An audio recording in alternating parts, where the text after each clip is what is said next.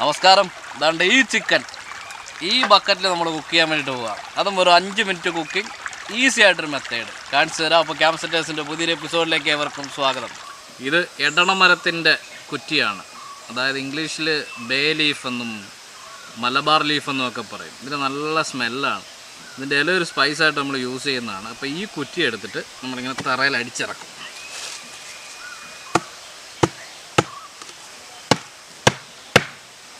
ഇതിൻ്റെ ബക്കറ്റ് ഇറങ്ങുന്ന ഹൈറ്റ് നോക്കാം. ഇച്ചിരി കൂടുതലാണ്. ഇത് വെട്ടാനുള്ള അളവ് ഓൾറെഡി ഇട്ടിട്ടുണ്ട്. അളവ് നമുക്ക് വെട്ടിക്കളയാം.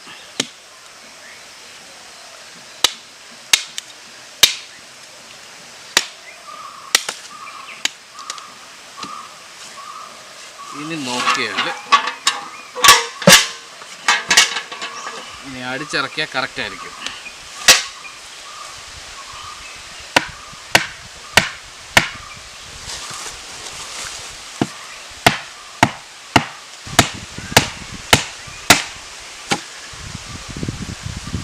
ഓക്കെ, ഇനി ഈ കുറ്റിയിലാണ് നമ്മളിങ്ങനെ ചിക്കൻ ഇറക്കി വെക്കുന്നത്. അതിനുശേഷം നമ്മൾ ഈ ബക്കറ്റ് ഇട്ട് ഇങ്ങനെ മൂടും. ബാക്കി മെത്തേഡുകൾ കാണിക്കാം.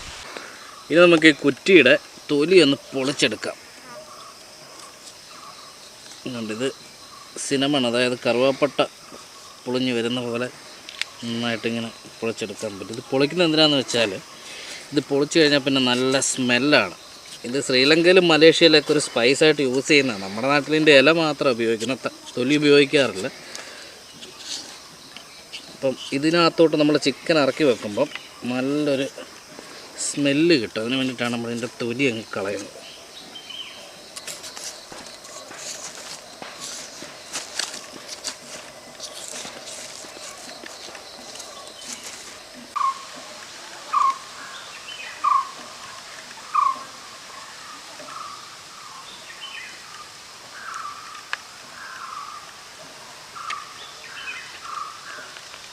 ഇത് നമ്മൾ ചെയ്യാൻ പോകുന്നത്, ഈ കഴുത്ത് കണ്ടോ, ഇതിങ്ങനെ അകത്തോട്ട് കയറ്റി വെക്കും. അതെന്തിനാണെന്ന് ചോദിച്ചാൽ കുറ്റിയെ കയറ്റുമ്പോൾ ഊരി പോകാതിരിക്കാൻ വേണ്ടിയിട്ടാണ്. ഇത് നമുക്ക് ഇവനെ ഒന്ന് മസാല തേച്ച് റെഡിയാക്കി എടുക്കാം. അതിന് മുമ്പൊന്ന് വരേണ്ടതായിട്ടുണ്ട്.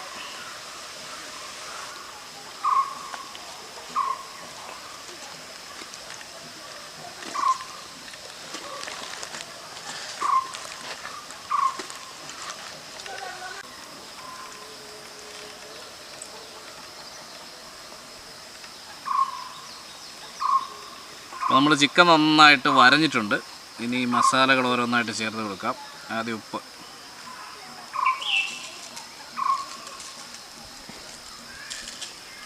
ശേഷം മഞ്ഞൾപ്പൊടി, ഗരം മസാല,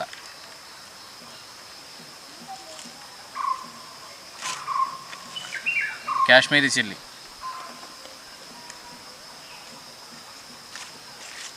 ക്രഷ്ഡ് ചില്ലി,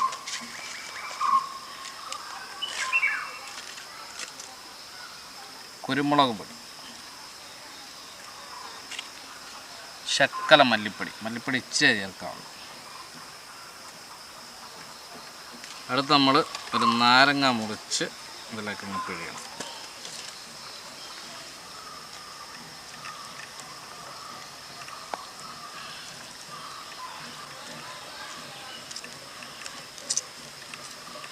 നമുക്ക് നന്നായിട്ടൊന്ന് തേച്ച് പിടിപ്പിക്കാം. ചിക്കനിലിട്ട് മുഴുവൻ അകവും പുറവും എല്ലാം നന്നായിട്ട് തേച്ച്.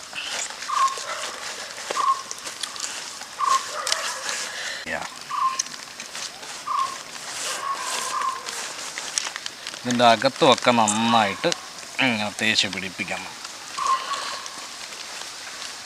നമുക്കിതിൻ്റെ അകത്തും ഒക്കെ ഇതിങ്ങനെ നന്നായിട്ട് തേച്ച് പിടിപ്പിക്കാം. ഈ വരയിട്ടിരിക്കുന്നതുകൊണ്ട് നന്നായിട്ട് അകത്തെല്ലാം ഇറങ്ങുന്നുണ്ട്. ഇനി ഇടനയില നമ്മൾ 2 എടുത്ത് ഇതിനകത്തോട്ടങ്ങ് കയറ്റി വെക്കുവാണ്. അതിന് ശേഷം ഈ കുറ്റിയിലേക്ക് നമുക്കിവനെ പയ്യെ ഇങ്ങനെ ഇറക്കണം.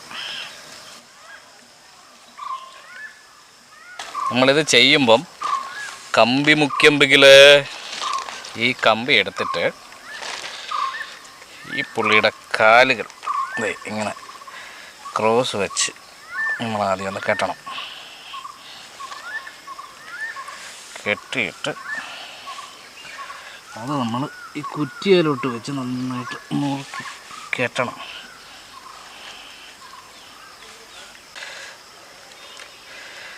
എന്തിനാന്ന് വെച്ചാൽ ചൂട് പിടിച്ച് വെന്ത് വരുമ്പോൾ ഇത് ഊർന്ന് താഴോട്ട് പോയി അങ്ങ് താഴെ കിടക്കാൻ സാധ്യതയുണ്ട്. അതുകൊണ്ടാണ് നമ്മളിതിനെ കമ്പിയിട്ട് കുറ്റിയിൽ നന്നായിട്ട് ചേർത്ത് കെട്ടുന്നത്. ഇനി നമുക്ക് ഇവൻ്റെ കൈ രണ്ടും കൂടെ ഒന്ന് കെട്ടി വെക്കാം.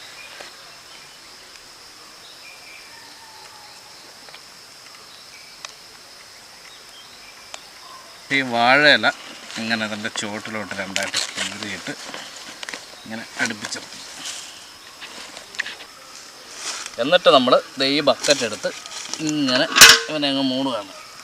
അപ്പം ബക്കറ്റിൻ്റെ മേളിൽ മുട്ടിയിട്ടില്ല എന്ന് ഇങ്ങനെ ഒന്ന് അനക്കി ഉറപ്പ് വരുത്തണം.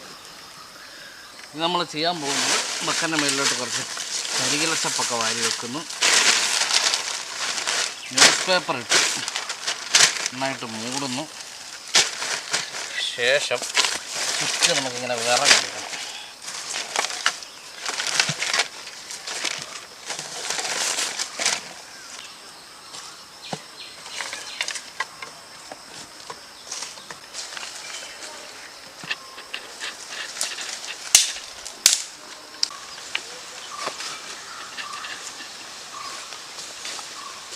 അപ്പോൾ നമ്മൾ ചുറ്റും ഇങ്ങനെ ഉണക്ക വിറകടുക്കി ഇനി ഇതുപോലൊരു കമ്പ് വെച്ചിട്ട് ഈ കരിയില മുഴുവൻ കൂട്ടിയെടുക്കണം.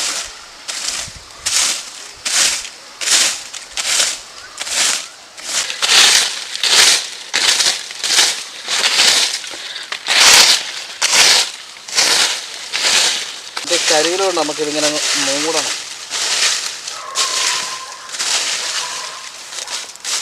എല്ലാ സൈഡിലും നമുക്ക് അതുപോലെ കരിയില ഇങ്ങനെ കൊണ്ട് കൂട്ടി മൂടി കൊടുക്കാം.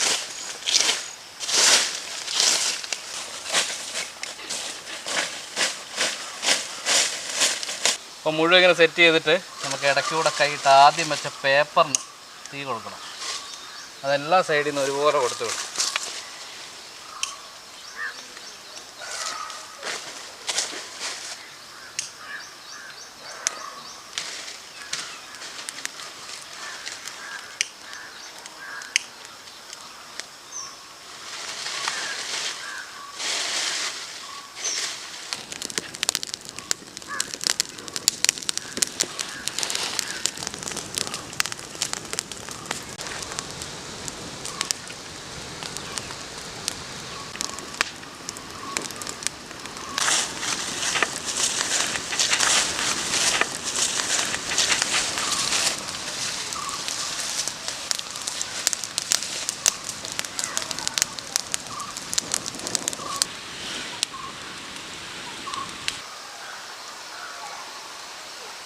അപ്പോൾ വിറകെല്ലാം കത്തി അണഞ്ഞിട്ടുണ്ട്. ഇനി നമുക്കൊന്ന് നോക്കാം. കാര്യം ഇപ്പം വെന്തിട്ടില്ലെങ്കിൽ നമുക്കിതുപോലെ തന്നെ വിറക് കയറ്റി ഒന്നുകൂടെ കത്തിച്ച് വിട്ടാൽ മതി. സപ്പോസ് ഇപ്പം നോക്കിയില്ലെങ്കിൽ കരിഞ്ഞു പോയാൽ പണി പാടും. ഇതുകൊണ്ട് നമുക്ക് നോക്കാം ആയോ ഇല്ലയോ എന്നുള്ള കാര്യം. ഈ സൈഡിലെ തീയൊക്കെ ഒന്ന് കനലൊക്കെ ഒന്ന് ഒതുക്കി മേലിരിക്കുന്ന ചാരമൊക്കെ ഒന്ന് വീശിക്കളയാം.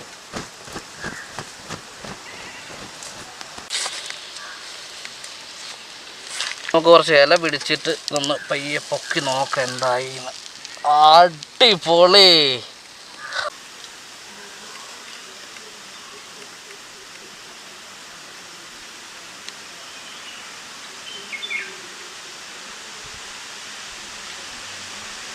നല്ല വെന്ത നല്ല സ്മെല്ലാണ് കേട്ടോ. ഇതിന് നല്ല അടിപൊളിയായിട്ടുണ്ട്. നമ്മളിത് ആദ്യമായിട്ട് ചെയ്യുന്നതുകൊണ്ട് നമുക്കിതിൻ്റെ വേവിനെ കുറിച്ചൊരു ധാരണയില്ല. അതുകൊണ്ട് നമുക്കൊരു തരി ഒന്ന് കട്ട് ചെയ്തെടുക്കാം. ഇപ്പം അറിയാം.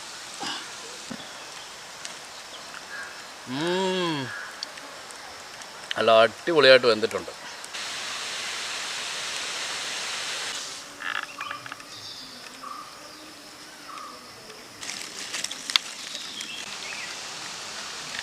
ഇനി നമുക്ക് ആ കെട്ടി വെച്ച കമ്പി അറുത്തെടുക്കാം. വഴി കമ്പി ഇങ്ങ് പോകുന്നു. ഇനി നമുക്ക് വെട്ടരുവ കൊണ്ട് തന്നെ പിടിച്ചെടുക്കാം. ചൂടുണ്ട്. എണ്ണക്കുറ്റിയ നല്ല സ്മെല്ല് വരുന്നുണ്ട്. ഇങ്ങനെ വെച്ചിട്ട് ഒരു കമ്പിയും കൂടെ ഉണ്ട്. അതുകൊണ്ട് അറുത്ത് കളയാം.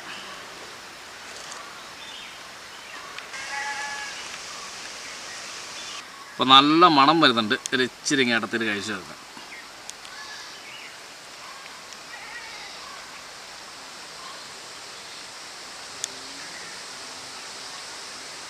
എൻ്റെ ഒരു പ്രത്യേകത എന്താണെന്ന് വെച്ചാൽ പുകയൊരു തരി പോലും അകത്ത് കയറിയിട്ടില്ല. ബേക്ക് ചെയ്ത ചിക്കൻ്റെ, അതായത് നമ്മൾ ഓവനിൽ വെച്ച് ബേക്ക് ചെയ്യുമല്ലോ, ആ ഒരു ടേസ്റ്റാണ് വന്നിരിക്കുന്നത്. പിന്നെ ആ പുറം നല്ല ക്രിസ്പിയാണ്, അകം നല്ല ജ്യൂസിയാണ്. നമുക്കൊരു കാര്യം ചെയ്യാം, ഇച്ചിരി ടൊമാറ്റോ സോസ് മേലിലോട്ട് അങ്ങ് ഒഴിച്ചു കൊടുക്കാം.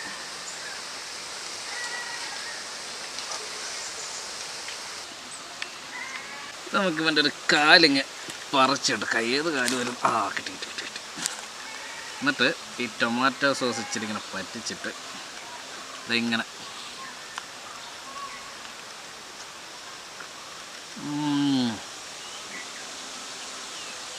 സോസിൻ്റെ ആ മധുരവും പുളിയും കൂടെ വന്നപ്പോൾ സംഭവം വേറെ ലെവലായി.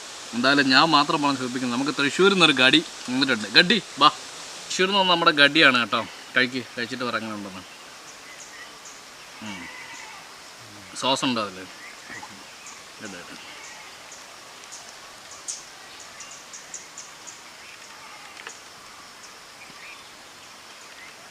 സംഭവം അടിപൊളിയുണ്ട്. അതാണ്. അപ്പോൾ ഇത്ര നേരം വീഡിയോ കണ്ട എല്ലാവർക്കും ഉള്ള നന്ദി അറിയിക്കുന്നു. നിങ്ങൾ ഫേസ്ബുക്കിലാണ് വീഡിയോ കാണുന്നതെങ്കിൽ തീർച്ചയായും പേജ് ലൈക്ക് ചെയ്യാൻ മറന്നു പോകരുത്. യൂട്യൂബിലാണ് കാണുന്നതെങ്കിൽ സബ്സ്ക്രൈബ് ചെയ്യാൻ, ആ ബെൽ ബട്ടൺ അമർത്തി വിടാനും മറക്കരുത്. എന്നാൽ അടുത്ത വീഡിയോയിൽ കാണുന്നവരേക്കും this is Tijo signing of.